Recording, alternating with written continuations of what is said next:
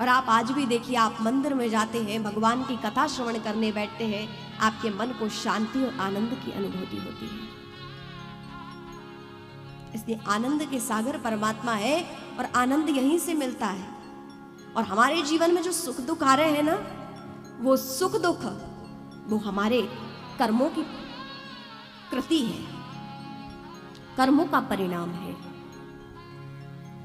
इसलिए भगवान को लाना देना बंद करें और भगवान श्री कृष्ण के इस जीवन चरित्र से हम सीखें। कथा का मतलब केवल ये नहीं कि आप 7 दिन आए, टाइम पास किया और चले गए। इन कथा से हमें अपना जीवन दिव्य बनाना है, परिवर्तन करना है।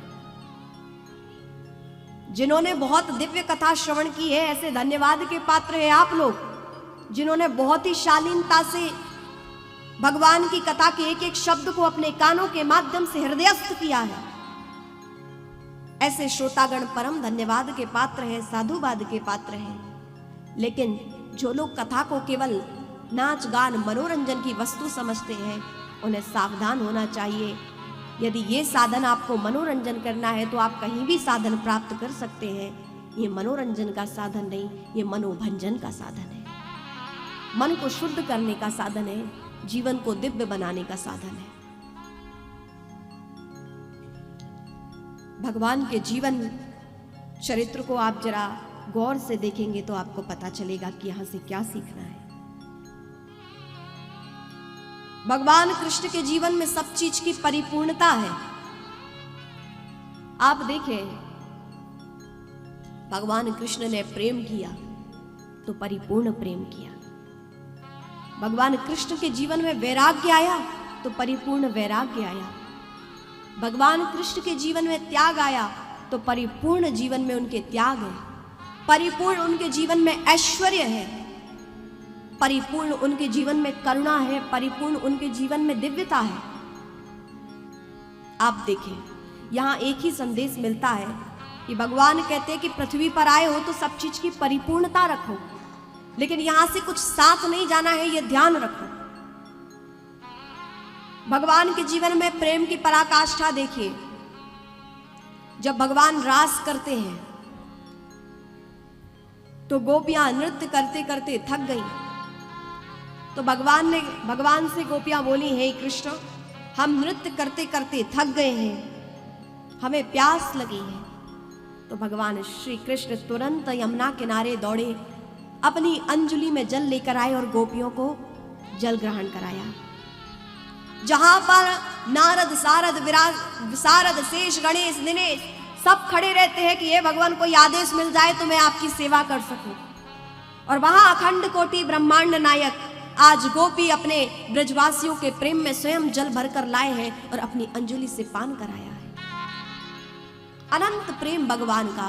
भगवान कहते प्रेम करो तो परिपूर्ण करो, और जीवन में वैराग्य हो तो कि जिन ब्रजवासियों से अनन्य इतना प्रेम भगवान का, लेकिन जब उन पर संकट देखा कि ब्रजवासियों पर संकट है, तो भगवान जब यहां से छोड़कर गए वृंदावन वासियों को, तो भगवान कभी लौटकर ना आए। ऐसा वैराग्य उनके जीवन में, अनंत प्रेम।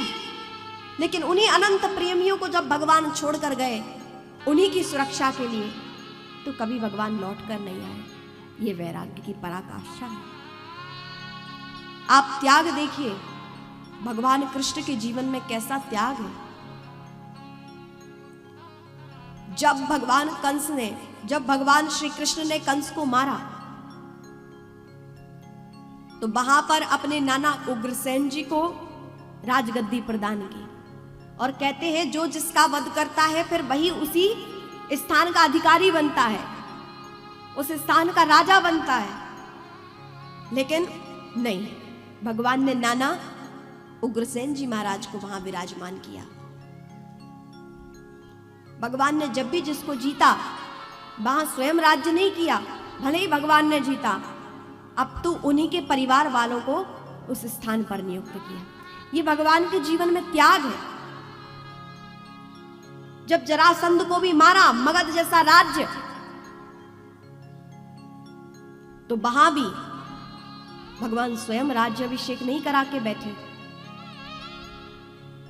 इसका मतलब ये है कि आप देखो भगवान के जीवन में त्याग कितना है। और आज लोग छोटे छोटे से वस्तुओं के लिए कैसे मारने काटने के लिए उद्यत हो जाते हैं। अरे आपने हमारी 1 इंच दीवार दबा कैसे ली? समझ रहे हैं आप? आपने हमारी 1 फुट दीवार दबा कैसे ली? ये हमारी है, इस पे हमारा अधिकार है।